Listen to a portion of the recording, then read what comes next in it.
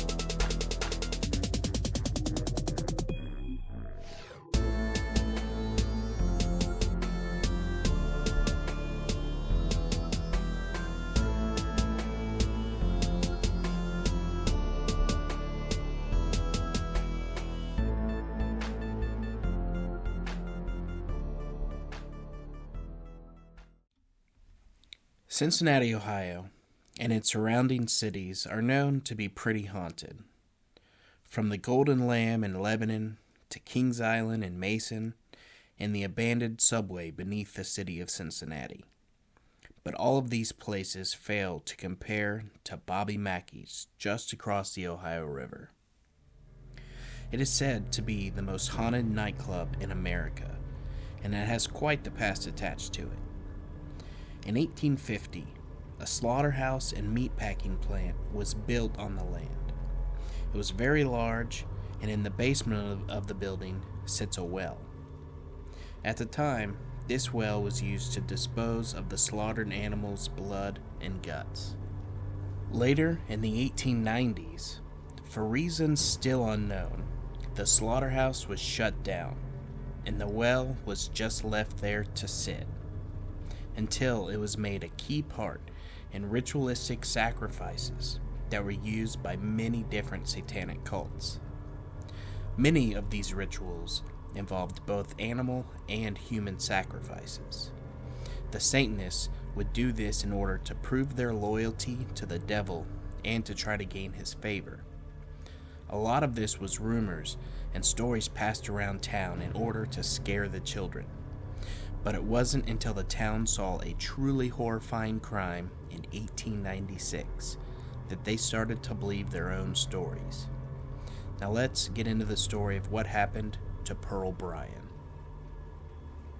Pearl Bryan was a young woman who was living in Greencastle, Indiana in 1896. Growing up in both a religious family and community, you can only imagine how scared she was when she became pregnant by her boyfriend William Wood, the son of the local Methodist minister. William then convinced her to get an abortion. He contacted his friend Scott Jackson, who was a dental surgery student in Ohio, in hopes that he would be able to help with the procedure. Unknown to him, though, Jackson was rumored to have ties to a satanic cult that practiced in the torn-down slaughterhouse in Wilder, Kentucky. Pearl left her home on February 1st, 1896, and she told her family that she was going to Indianapolis, but that was the last time that they would ever see her alive, since she was actually meeting Jackson and his roommate Alonzo Walling in Cincinnati. At the time, she was already 5 months pregnant. Unfortunately for her, Jackson's skills were lacking. The first thing that he and Alonzo had tried was to induce an abortion using cocaine, but that didn't work.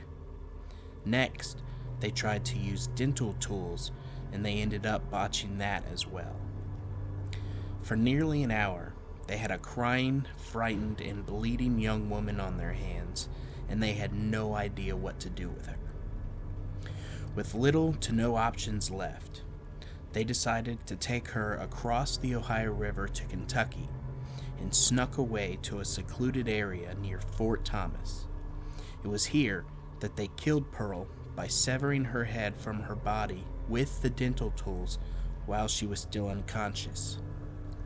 After the murder, they dumped her body about 2 miles from the abandoned slaughterhouse, but they kept her head. In fact, they were only able to identify her body by her shoes.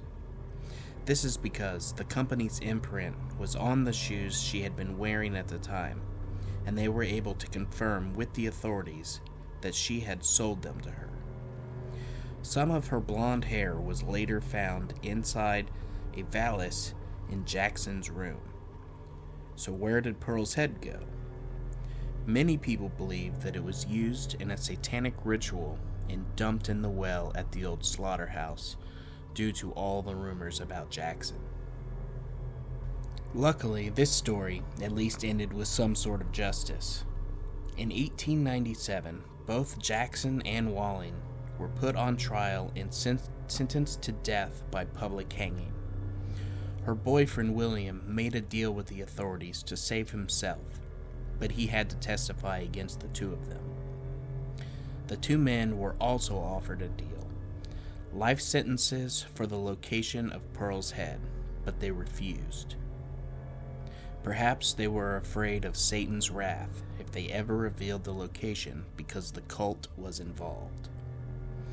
It is said that the noose was being slipped around Walling's neck, as he said he would come back and haunt the area for all eternity, and it seems that he has followed through with his promise. Fast forward to the 1950s, and a new man owned the building, and he opened a bar and he named it the Latin Quarter. There isn't much known about him except that he had a very beautiful daughter named Joanna. He knew that his daughter was beautiful, so he was very protective over her, and he never let her date any of the men that would come to ask her out. But she soon caught the eye of a new performer at the club. With Joanna returning his affections, they began their forbidden love affair. Soon after, she became pregnant with his child. Both terrified of what would happen if her father ever found out, they quickly made plans to run away together and begin their new life. But someone else found out, and the first thing they did was tell the father. Her father obviously disapproved of this, and he had her boyfriend murdered. Grief-stricken, she did the only logical thing that she could think of at the time, and she poisoned her father. Now left with no one in her life, she decided that it was no longer worth living. So the night came that she killed her father. Joanna ended her own life in the basement right next to the well, leaving nothing behind but the smell of her rose perfume. With how tragic her ending was, it's not surprising that Joanna finds it difficult to leave the bar. Even decades after her death, in fact, there are a number of people who claim to have seen her or felt her presence. One employee who worked there said that they have seen a woman who calls herself Joanna behind the bar, and when she disappears, apparently the sweet smell of roses lingers. But she wasn't the only one who had an experience with her spirit, because Bobby's wife, who would help run the bar, claims that she would often be overcome with the scent of roses whenever she was in the basement. Also, according to Bobby's wife, when she was pregnant, she would still stay at the bar just to help around the place. Then one day, while she was vacuuming the stairs of the building, she felt the arms of a man wrap around her waist. Her first thought was, oh, it's probably Bobby. But when she turned around, there was no one there. Panic set in when she felt the arms pick her up, and the next thing she knew, she had been thrown down the stairs. When she was asked what had happened, she described the spirit as a man who fit the description of Alonzo Walling, one of the students that killed Pearl. She said that he screamed at her, "Get out! Get out!" She now refuses to step foot in the bar ever again. Not everything that happens at the bar is as sinister as what has happened to Bobby's wife, with multiple patrons coming forward constantly and describing the experiences that they had in the bar. One person claims to have experienced multiple things over a span of time, including feeling a suffocating heat, seeing a trash can fly across the room, and also seeing a man with a handlebar mustache yell at him, die game," in the men's restroom, which is Latin for dying well. Perhaps even more scary is the claim by the former caretaker of the building. According to the man, he was possessed by a demonic spirit when he was living there, and even according to Bobby, he witnessed his exorcism on site by an ordained minister. Other staff have also come forward and shared their experiences with Bobby as well, although he remains a skeptic himself. According to one of his managers, she too has experienced unusual things inside the bar. She said that when she normally closes the place for the night, she goes around the property to lock all of the doors and turn off all of the lights and appliances. But sometimes, when she would return to open the next day, she would find all of the lights turned on, the doors unlocked, and the jukebox on, playing the song Anniversary Waltz. A skeptic would say that maybe someone else had just arrived before her to open the business, which could be true, but it still doesn't explain how the jukebox could be playing a song that it doesn't have, or playing at all when it isn't even plugged in. Some other ghosts have been known to frequent the establishment are Buck Brady, the former owner of the nightclub before he killed himself, and the headless spirit of poor Pearl, still wandering around looking for her head.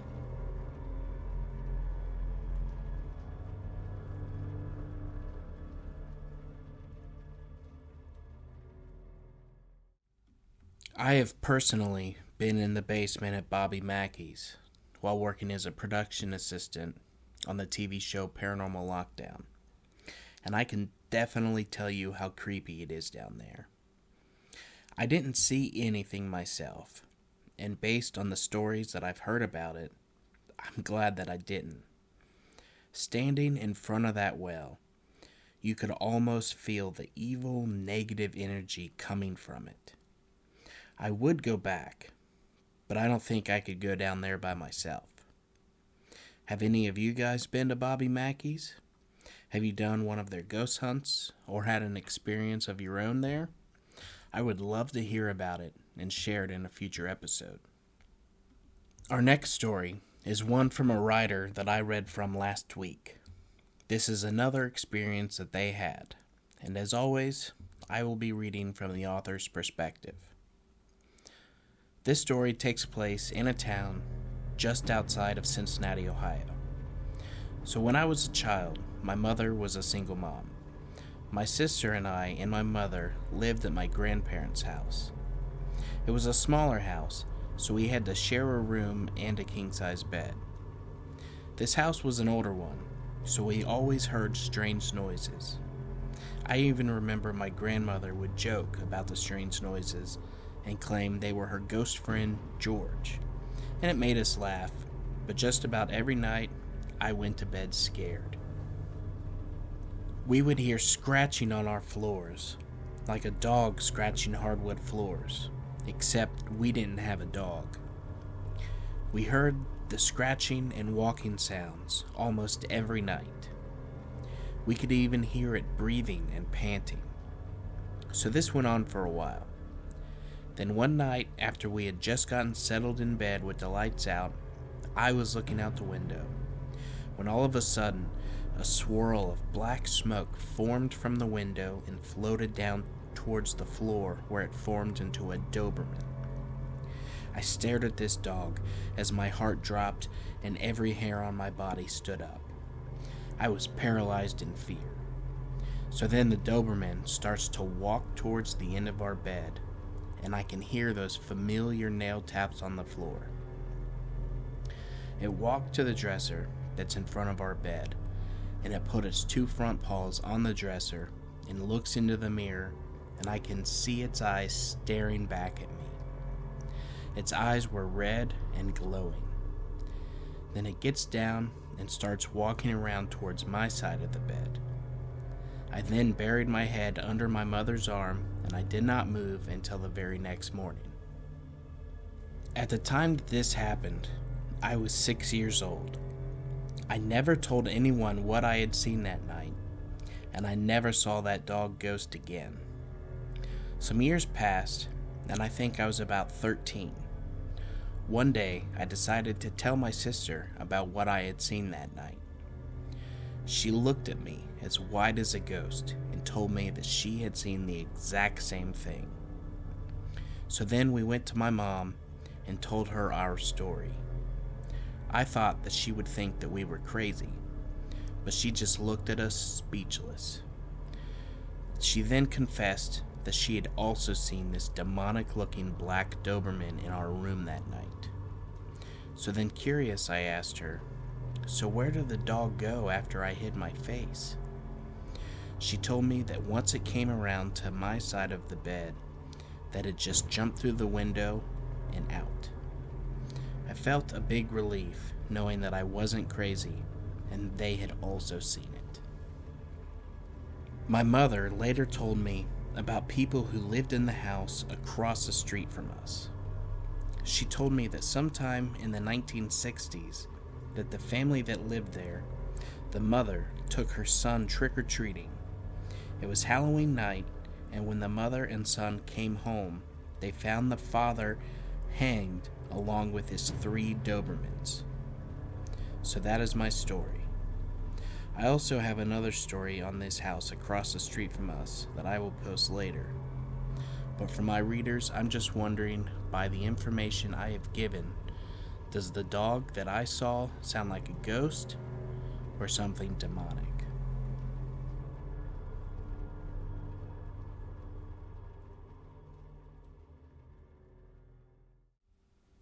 It definitely sounds like just a ghost to me. I feel like if it was something demonic, they would have seen it more than just that one time, or it might have even tried anything that night that they saw it. Now, our final story is one person's encounter with the native Ohio cryptid, Orange Eyes. My first experience with the paranormal happened when I was 5 or 6 years old.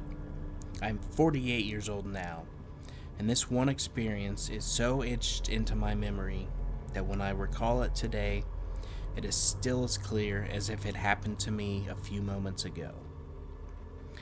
Now, we lived on a cattle ranch. At the time in the 60s, there were no streetlights on the ranch, and just a gravel road across cattle grates to our small, isolated ranch house in the pasture. I remember going to the screened-in back door that night and seeing my mother standing in the square of light cast from our kitchen through the door and onto the yard. She was raking out scraps for our dogs into their dog pen. She saw that I was at the door and asked me to bring the flashlight that always sat on our kitchen counter. I took the flashlight to her without even a question in mind. She then cast a beam of light into the dark pasture where I could see 2 orange eyes faintly glowing in the distance. "What is it, Mama?" I remember asking, and she replied that she had been watching the eyes for a little while. She thought that it might be a cow at first, but the eyes were too close to the ground. We watched as the eyes started down the pasture towards some large trees that grew at the side of our house. The eyes didn't move like cow eyes in a slow, plodding manner, but smoothly, more like a bird in my mind. They remained close to the ground and always watching us with their orange glow. It glided smoothly to a huge live oak tree that grew maybe 25 feet from our house. Then the eyes did the strangest thing. They turned parallel to the tree trunk and glided up the side of the tree for about 15 feet, then disappeared around the back of the huge trunk and then out onto the first branch that grew in the opposite side of the tree. I remember my mom saying, "That's no cow," as softly as she traced a flashlight beam along the limb underneath the eyes. The beam caught no sign of fur or feet of any kind, just empty blackness like the night. The eyes soon disappeared into a large clump of leaves at the end of the branch. My mom and I ran through the back door, through the house, and into our front porch. My dad was sitting on the couch with the younger children watching a comedy on TV. I remember it must have been a comedy, because I remember laughter from the audience or soundtrack. My dad said, "What is it?" My mother said, "I almost at the time, there's something in the pasture," before we ran out onto the porch. We stood in the light that cast from the front door, and we watched the end of the tree branch bouncing up and down wildly in the flashlight beam. My dad was trying to corral the younger children back from the door. I remember turning around to see what he was doing, and when I turned back, the moon started to rise over the flat landscape, casting a bluish glow. Now we could see, without aid from the flashlight, the branch bounced up and down. I remember the rustle of leaves, and a curious smell came to me on the night air, like burning wood. The branch stopped bouncing because the owner of the eyes had jumped out of the tree and onto the gravel road in front of our house. For a moment, it was obscured by the hanging, still lightly bouncing clump of leaves, and then it started to move down the road in front of our house. The moon showed the owner of the orange glowing eyes, glowing more brightly now in the moonlight. It was no cow, for whatever was stood on two spindly legs like animal legs, then ended in two thin, narrow hooves. From the legs upward was a huge body with no discernible arms and a hump of a head with two very long straight horns that curved slightly upward at the ends. The entire body was pitch black and at least 6 feet tall from the hooves to the horns, the only color being the bright orange eyes. This thing hopped on its two legs down the road. I could hear the shifting crunch of gravel and see blue sparks fly up its feet as it came back down on the road.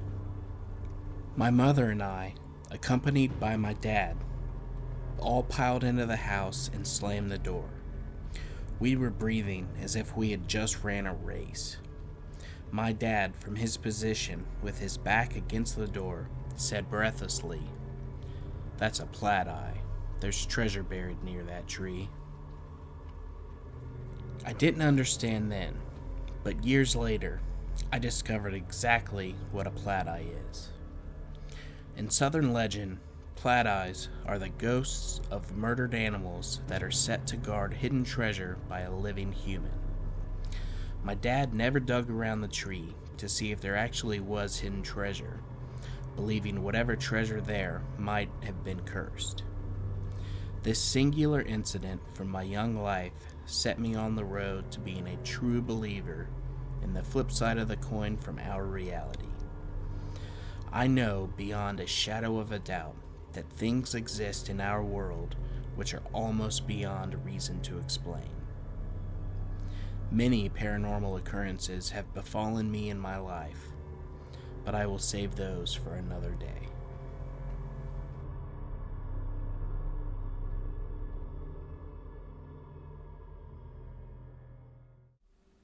I love stories and movies about cryptids. I only wish that there were more of them.